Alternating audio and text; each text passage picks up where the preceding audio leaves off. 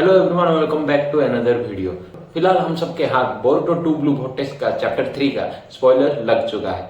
इसमें पता चलता है कि किसकी कितनी औकात है। मतलब बोरुटो हमारे उम्मीद से भी ज्यादा पावरफुल बन चुका है और इस चैप्टर के लास्ट 2 पैनल कुछ ऐसा है कि हम सबको हैरान करके रख देगा। लास्ट चैप्टर के हिसाब से ही ये शुरू हुआ है।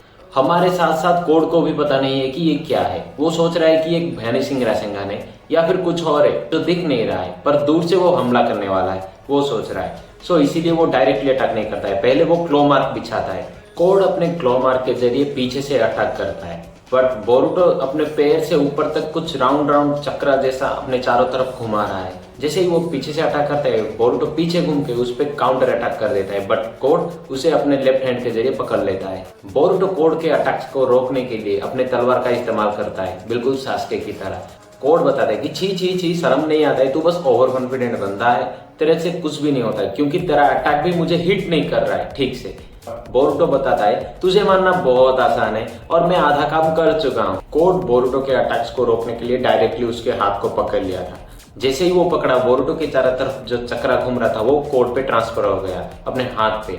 वो इसके बाद भी बोरुटो के चारों तरफ चक्रा घूम रहा था। कोड फिर से अटैक करता है, आगे पीछे ऊपर नीचे, कोई क्वेश्चन नहीं है। कोड बहुत स्पीड है, बट फैक्ट ये है कि बोरुटो हिल भी नहीं रहा था और कोड हैरान है, ये क्या चीज है, मैं इतना अटैक कर रहा हूँ वो हिल भी नहीं रहा है। ये डायमेंशन चेंज कर रहा है या गेंजसो है? डायमेंशन चेंज मतलब जो ओबिटो कर रहा था, ओबिटो का काम हुई। साला मैं इधर कर्मा यूज करके पूरी ताकत से अटैक कर रहा हूँ और वो ठीक से ध्यान भी नहीं दे रहा है। कसम से भाई, एक सेकंड के लिए इटाची याद आ गया।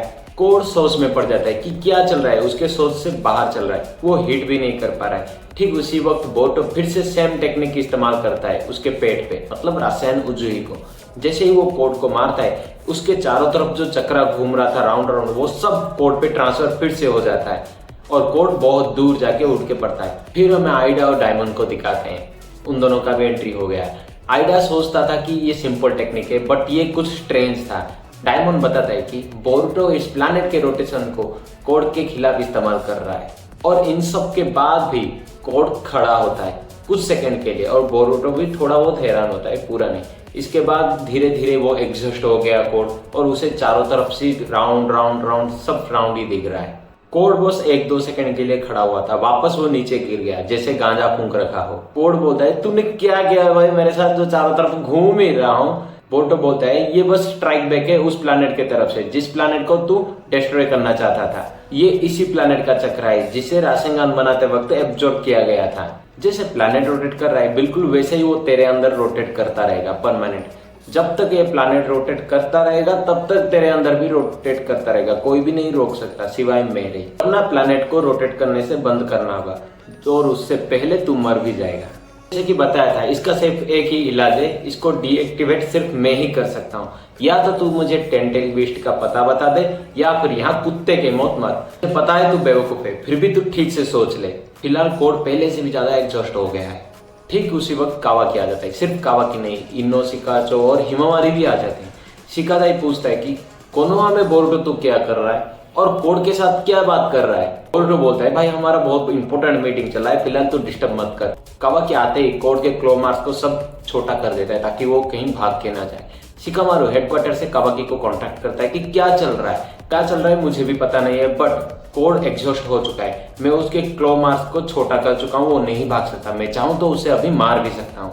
शिकामारू भी डायरेक्ट बोलता है हो सके तो उसे डायरेक्ट खत्म कर ले, ये सही मौका है। बोरुटो बोलता है कोड से दूर रहे कावाकी। कावाकी बोलता है तू कौन होता है मुझे ऑर्डर देने वाला, तू कोनोहा में कर क्या रहा है? अगर कोनोहा में मरने के लिए आया है तो कोई बात नहीं, मरने के लिए तैयार भी हो जाए। ठीक उसी वक्त कोड अपने फेस के क्लो मार्क से एक क्लो ग्रीन निकालता है जिसे कावाकी मार देता है, बट कोड वहां से भाग जाता है। उतना ही नहीं, शिकामारू हेडक्वार्टर से ऑर्डर करता है कि कोई बात नहीं, वो जाता है तो जाने दो, फिलहाल हमें गांव में और भी क्लो ग्रीन से उनको मारने के लिए सोचो।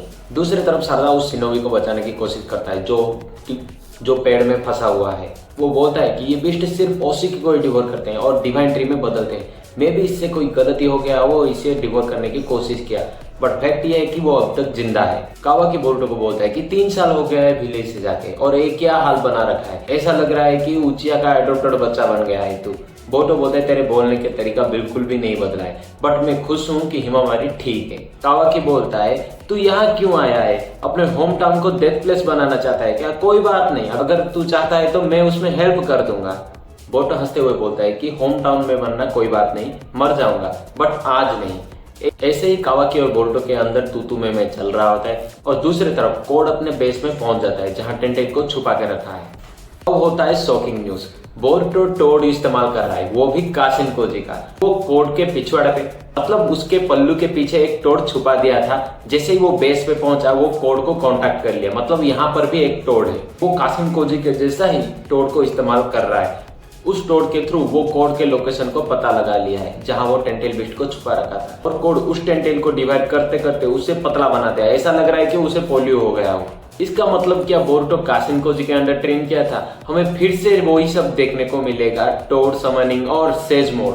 फिलहाल इस चैप्टर के लास्ट कुछ पैनल जैसे बताया था सबको हैरान कर दिया है, क्योंकि बोरुटो अब तक कर्मा नहीं यूज किया है और ना ही सेज मोड इस्तेमाल किया है। कावाकी भी कर्मा इस्तेमाल कर लिया था क्लॉ ग्रिम्स को मारते वक्त, बट बोरुटो अभी तक नहीं किया है। मतलब बोरुटो इतना पावरफुल हो गया कि उसके अपने बेस्ट फॉर्म में ही सबको धो रहा है, खास करके कोड को। इस चैप्टर के फर्स्ट 19 पैनल सिर्फ फाइटिंग में ही गया है। इस चैप्टर के बाद भी बहुत सारे क्वेश्चन क्रिएट हो चुके हैं, सबका थ्योरी वीडियो आने वाला है, उससे पहले सब्सक्राइब कर लो गाइस। और नेक्स्ट वीडियो बहुत जल्द आ रहा है, वो भी इंटरेस्टिंग होने वाला है। तब तक के लिए